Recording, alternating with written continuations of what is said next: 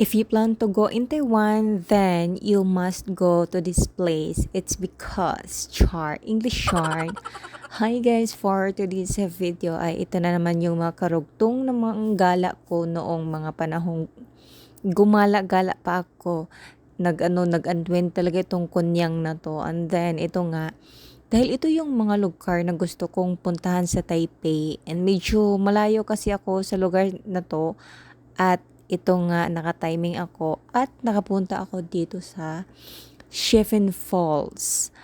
And then, ito na nga, walang entrance to. So, maganda.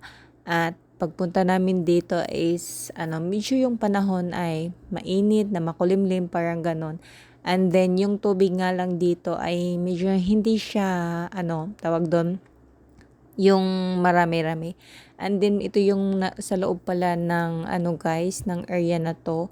And then, syempre excited na ako dito kasi nga, ito yung lugar na gusto ko talagang puntahan. And then, ito nang nakita ko.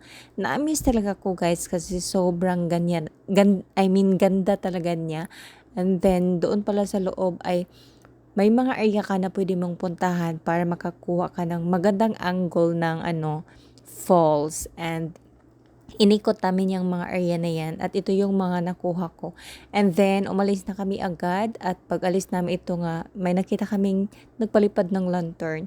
And then, dumiretso pala kami dito guys sa Huhay Bay dahil kakain kami syempre ng lunch kasi mga hapon na to, I think mga past 1 p.m. or 2 p.m. na bago kami pumunta sa next destination ay dumaan muna kami dito sa kainan at kumain muna kami kasi nga gutom na kami at ito yung order namin. It's worth 140 at 10 out of 10 yan dahil sobrang sarap. Pwede pala dito maligo guys kasi may nakikita kaming naliligo and then bumiyahin na agad kami. I think from sa kinainan namin sa Huhay Bay papunta dito sa Joe Park ay mga 20 minutes ata.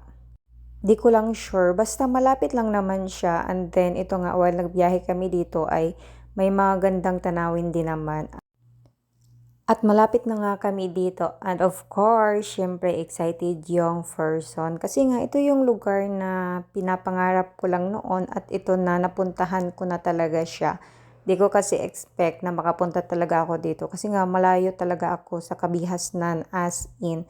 Sa entrance mo lang dito, pasok yung mga bato, maganda na siya guys. O, ganyan. And then, ito na nga sa Iliojo Park. Then, dito pala guys ay may entrance fee.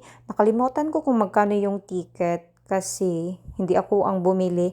At pagpasok mo dito, ito yung makikita mo. May mga postcard na nakalagay dyan. Marami-rami yan. Kung gusto nyong basahin, pwede yung basahin. At least makakuha kayo ng information or mga kung ano-ano. And then, medyo walking distance talaga yung papunta doon. Kasi from entrance hanggang doon mismo sa gilid ng dagat, I think siguro mga 5 minutes or less or more lakarin. At ito na nga, pagpunta namin dito ay unang tanong ko pa lang ay na-amaze talaga ako kasi sobrang ganda talaga niya guys sa personal as in. At timing nga nung pagpunta namin dito is hindi siya medyo mainit at hindi rin hindi umulan. Parang makulimlim lang siya at maganda talaga ang panahon. Then, naglibot-libot lang kami dito. Tapos, ito yung Queen's Head. Ito ba yun? Nakalimutan ko. Basta, malapit na siyang maputol at luckily nakapunta ako nang hindi pa naputol. Pero matagal pa yun maputol guys. Kaya kung pupunta kayo ng Taiwan, puntahan nyo talaga to na lugar kasi maganda talaga siya. At paggabi pala dito guys is may may mga lighting na makikita mo na maganda din siya kasi nga nang dahil sa mga lights.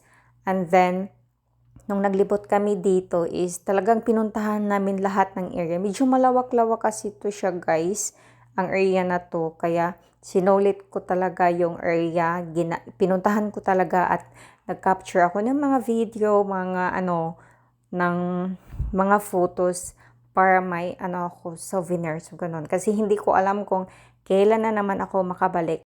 At kung may chance man, siguro gusto kong pumunta pag gabi na naman kasi gusto kong ma-experience yung yung view niya paggabi kasi may mga lighting nga. So, yun lang. Thank you so much for watching. Bye-bye!